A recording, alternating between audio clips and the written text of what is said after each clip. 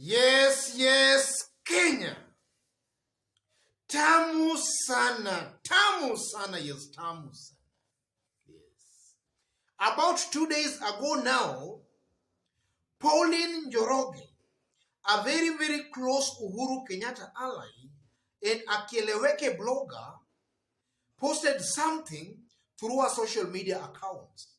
A post that even as of today when I'm talking, is still drawing a lot of mixed reaction.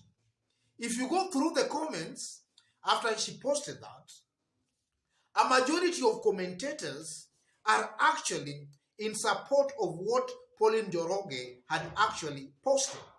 So in this video today, ladies and gentlemen, I want us to have a look at the post and then we dissect it and see exactly what it portends for Kenya's 2022 presidential election. Let's have a look at the post. Yes. Pauline Njoroge. This logo, hashtag Baba the Fifth. And then you can see that logo there. Yes. That's the post. So if you go through the comments after she had posted this, a majority of commentators were actually in support of Baba as the Fifth. And if you go through the names, you could see a majority of them also coming from even Mount Kenya. Though I don't want us to dwell into that for today. For today, what I want us to analyze and see is, why do you think that Raila Odinga is the best person to ascend to presidency next year? Why do you think that Raila is the best out of this crowded field? That's our analysis and discussion today. So if in case you've just bumped on this YouTube channel for the very, very first time, kindly subscribe and also give this video a like. Give it a like, please. Thank you. God bless you. Yes. Why do you think Raila is the best out of all these candidates? Yes. Ladies and gentlemen, I know that in this world, we don't have the best person. There is no person in this world who is best or who is perfect. Each and every person has got his own weaknesses and shortcomings. But you get the best person by comparing the available options.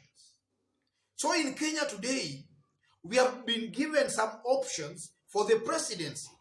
We have Raila, we have Ruto, Kalonzo, Mudavadi, Wetangula, Gideon. I think those are the top politicians angling for presidency next year. So you only get the best candidate by comparing these candidates. So today in this video, from where I sit, I just want us to have a look at some reasons. I know there might be quite a number, but I just want us to look at 5 reasons why I believe Raila might be the best candidate out of this crowded field. Not that he's perfect, but out of these options we have been given as of now, I tend to believe that maybe Raila, as of now, is the person who is more ripe for presidency than all these other candidates. The first reason is this. Raila Odinga is widely accepted across the country, right from Coast, Mulembe Nation, Kisii, Maasai, Luo, and even in some parts of Mount Kenya and even in Rift Valley. So Raila comes out as a candidate who is widely accepted across the country more than all these other candidates who have emerged that they want to contest for the presidency. If you look, for example, somebody like William Ruto. William Ruto's support base largely comes from his ethnic Kalenjin community and in some parts of Mount Kenya. Kalonzo maybe only Ukambani. Musalia Mudavadi only in some parts of Western. Same to Gideon Moi and even maybe Moses Masika Wetangula. But Raila cuts across board. So in the event, Raila is elected the president, a majority of Kenyans are going to feel that they belong in that government. A majority of Kenyans are going to feel that they are part of the government. Assuming Ruto wins presidency next year, maybe we might only have Kikuyus, that are maybe the Kalenjins and some Kikuyus or other Mount Kenyan feeling that they're part of the government.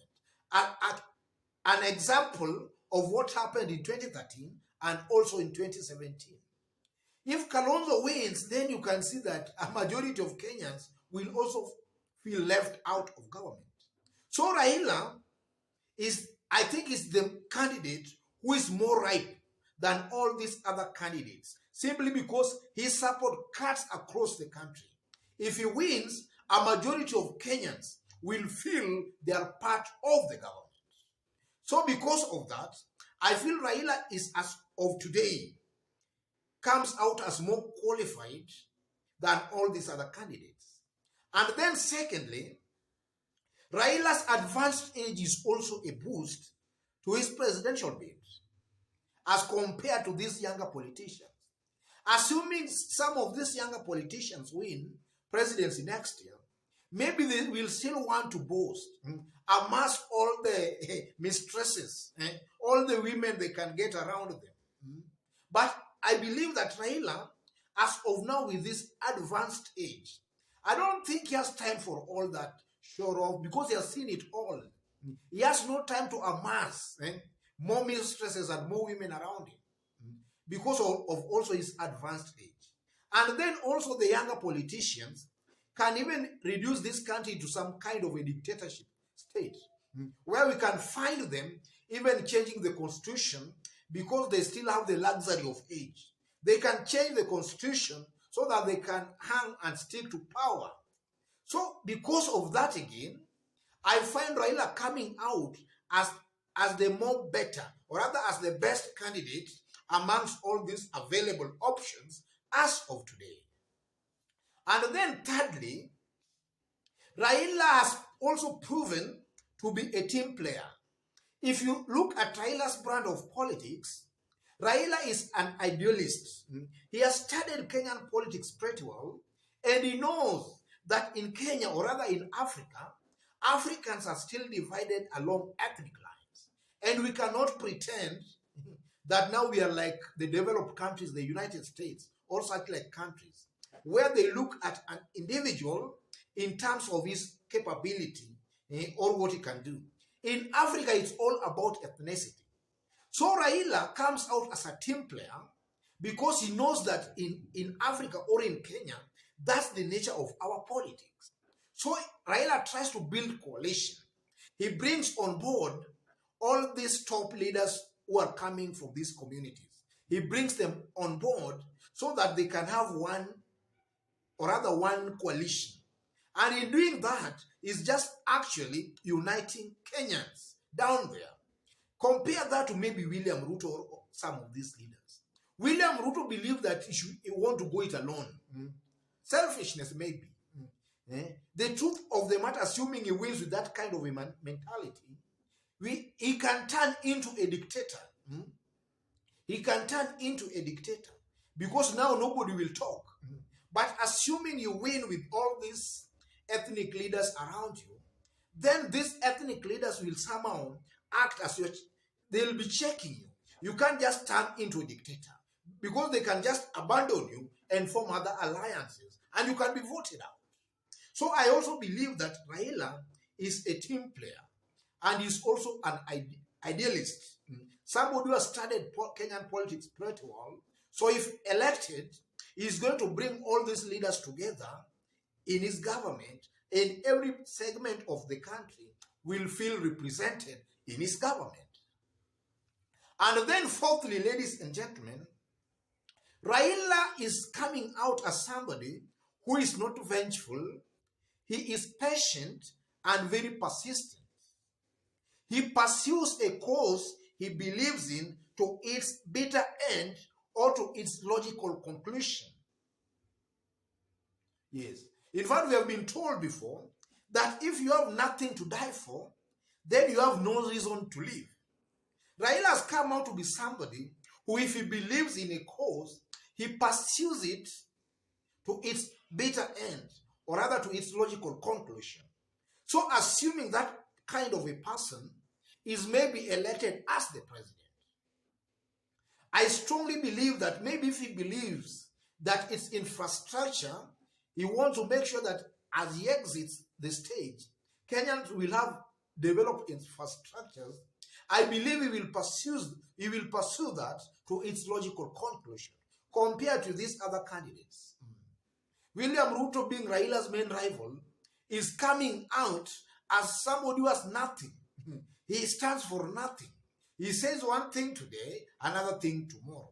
So because of that again, I believe that Raila is maybe more ripe and more qualified for presidency than all these other candidates. And then finally, Raila for a very long time has also demonstrated that he has a wide range of international network across the globe, both locally and internationally. In Africa, Raila's best friend, Cyril Ramaphosa, is the president as of today. Cyril Ramaphosa is a very close friend of Raila Odinga. And now the recent case is in Zambia. Hakainde Hichilema, another close friend of Raila Odinga. And then in Tanzania, we had the Suluhu, we had Magufuli, now Suluhu, also seems to be angling or aligning herself, Raila Odinga. And then also in Nigeria, we have Raila's longtime friend Olusegun Obasanjo, just to name but a few. And then internationally, he also has some good connection. The likes of former US President Obama, just to mention that. So Raila also comes out as somebody who has international support, both locally and also internationally. So from where I sit again, I believe that as of today, Raila comes out as the candidate who is more ripe and more ready for that seat. Not that these others cannot also manage it, but as of today, I tend to believe that Raila is more ripe for the seat than all these other candidates. Otherwise, ladies and gentlemen, just as I did mention when we were starting, if you've bumped on this YouTube channel for the very first time, subscribe and also give this video a like. Give it a like, please. If you are watching us for the very, very first time and you are outside of Kenya, drop a comment and let us know from which part of the globe you are also watching us from. Drop a comment. And to our continued fans here, God bless you. God bless Kenya. Tamu sana, yes, tamu.